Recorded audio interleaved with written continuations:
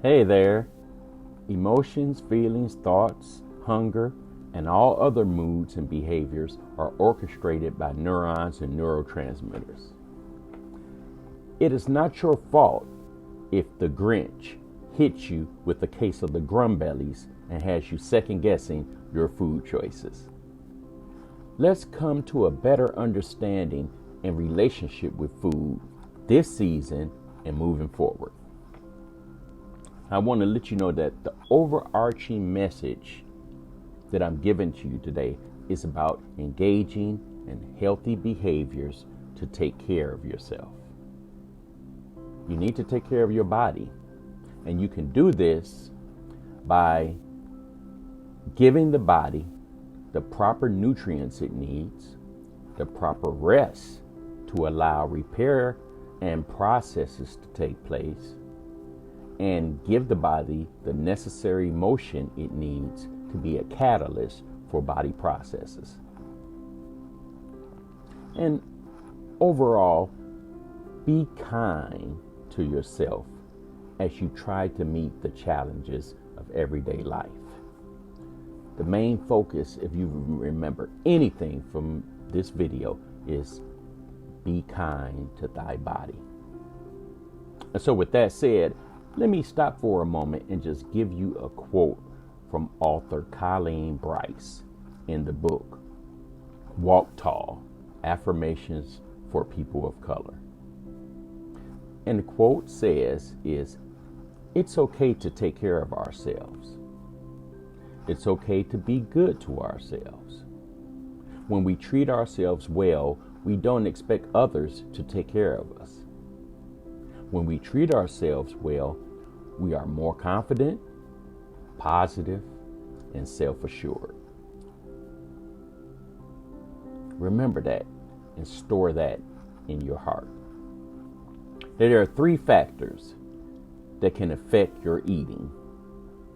And I want to just touch briefly on those before I move into 7 points I want to bring up. The holiday season blues, season affective disorder, and just overall trauma in the body that has been brought about by society. And these things are causing problems, but let me give you 7 thoughts to help center your intentionality as you move forward in life in this season and moving forward. The first thought I want you to do is to enter the hut. And the Palaver hut is a place in the African village where ideas and knowledge is dispersed. So think of yourself entering a Palaver hut, and I'm going to share with you a term, and this term is called interoceptive awareness. And while you're in this hut, I'm going to define this term for you. It's new. And the term is based upon the attunement model, which means being attuned with food, mind, and body. It is the integration of a person's inner and external systems, ultimately representing the authentic self. So, interoceptive awareness facilitates regulation and integrated sense of self, and thus it contributes to health and well-being. It encompasses everything. It encompasses your thoughts, where you understand to respect your body. It encompasses your feelings, where you honor your feelings without using food as something to fall back on. And then you also honor your body by respecting fullness and honoring your health. Next point I want to bring up is you need to cue up that 8 ball. You need to get in tune with the cues in your body. It's about highs and lows. I just want to, for a moment, let you know that there's connections between changes in body chemicals, hormones, nerve chemicals, and more, and food cravings. Willpower may play a minor role in control, as imbalances in chemicals can produce a strong drive towards cravings.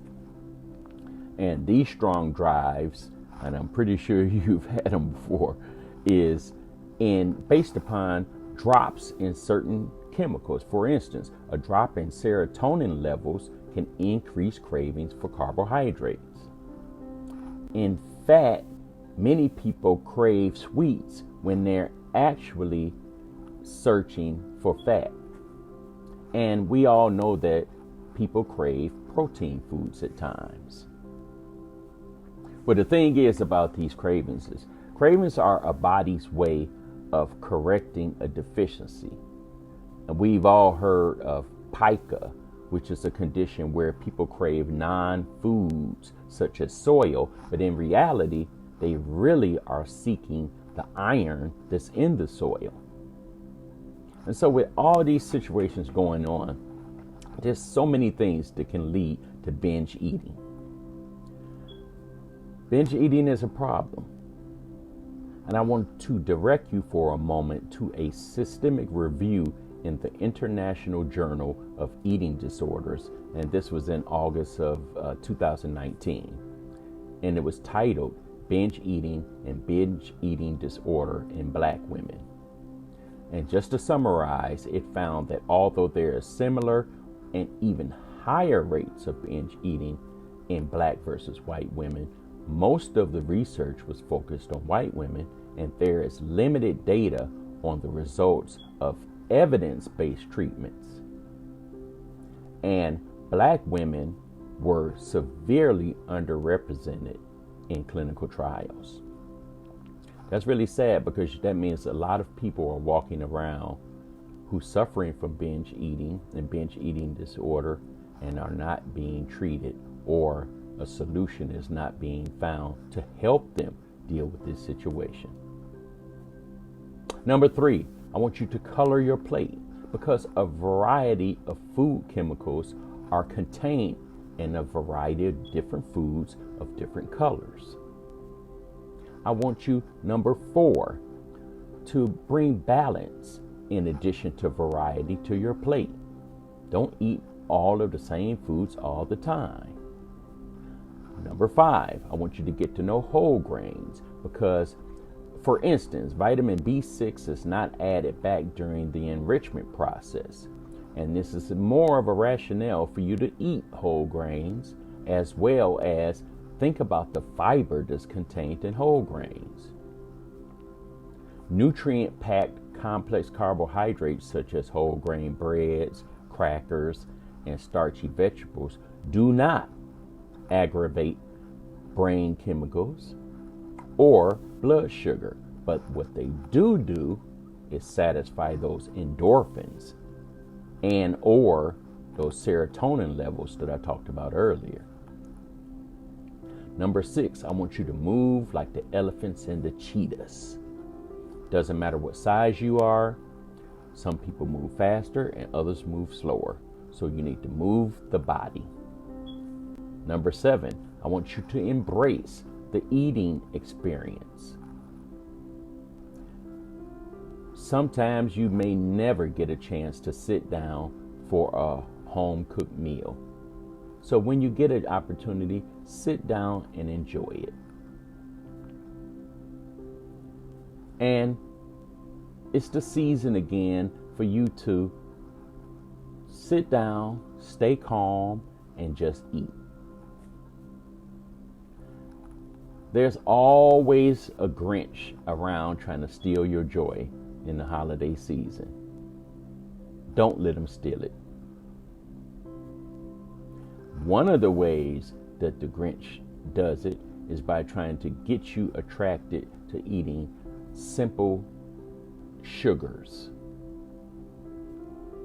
And you have to be careful as to not fall for the tricks of the Grinch. So, the holidays are meant to be a fun, festive time to share special moments with the people you care for.